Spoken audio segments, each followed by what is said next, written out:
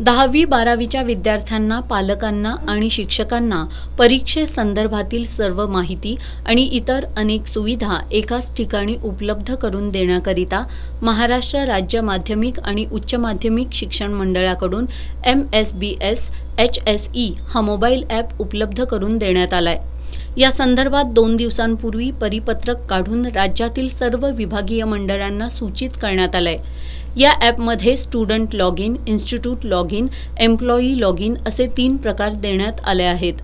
मध्यंतरी एका खाजगी प्रकाशनाच्या वतीनं 10वीचं चुकीचं वेळापत्रक छापल्यानं अनेक विद्यार्थ्यांना एका पेपरला मुकावं लागलं होतं। त्याचबरोबर समाज माध्यमातून परीक्षेसंदर्भात संभ्रम आणि गोंधळ निर्माण करणारे, दिशाभूल करणारे अनेक संदेश येत असतात।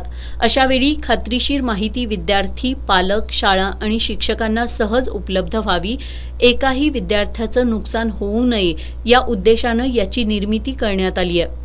यामध्ये फक्त परीक्षेचं वेळापत्रकच नाही तर शाळांसाठी असणाऱ्या वेगवेगळ्या अर्जांचे नमुने उपलब्ध करून देण्यात आले आहेत। यासह दिव्यांग विद्यार्थ्यांना वेळ वाढवून देणं, लेखनिक देणं, 10वी-12वी प्रमाणपत्र व्हेरिफिकेशन करणं, निकाल, जुन्या प्रश्नपत्रिका, फी रिफंड अशा विविध सुविधा यामध्ये उपलब्ध करून देण्यात आल्या आहेत। हे ॲप गुगल प्ले स्टोअरवर विनामूल्य उपलब्ध असून सर्वांनी डाउनलोड करून याचा लाभ घ्यावा असं आवाहन कोल्हापूर विभागीय मंडळाचे विभागीय सचिव सुभाष चौगुले यांनी केलंय। इयत्ता 10वी आणि 12वीची परीक्षा, या परीक्षेची अधिकृत माहिती ही विद्यार्थ्यांच्यापर्यंत, पालकांच्यापर्यंत, शिक्षकांच्यापर्यंत, शाळांच्यापर्यंत पोहोचवण्यासाठी मंडळामार्फत एक गुगल ॲप्लिकेशन किंवा ॲप तयार केलेला आहे। या ॲपवरून विद्यार्थ्यांना, पालकांना, शिक्षकांना परीक्षेच्या वेळापत्रकाची किंवा वेळापत्रकामध्ये असलेल्या बदलाविषयीची अधिकृत माहिती या ॲपच्या माध्यमामधून मिळणार आहे।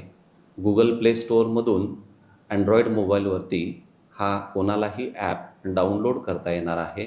या ॲपचं नाव आहे MSBS HSE।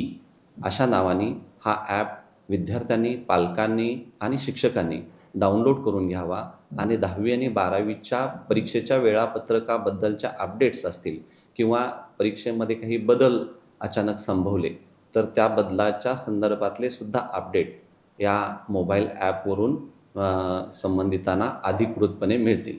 तर याचा लाभ सर्व विद्यार्थी, पालक आणि शिक्षकांनी करून घ्यावा असे आवाहन मी करत आहे। सुरुवातीला यामध्ये अत्यावश्यक गोष्टी देण्यात आल्या आहेत।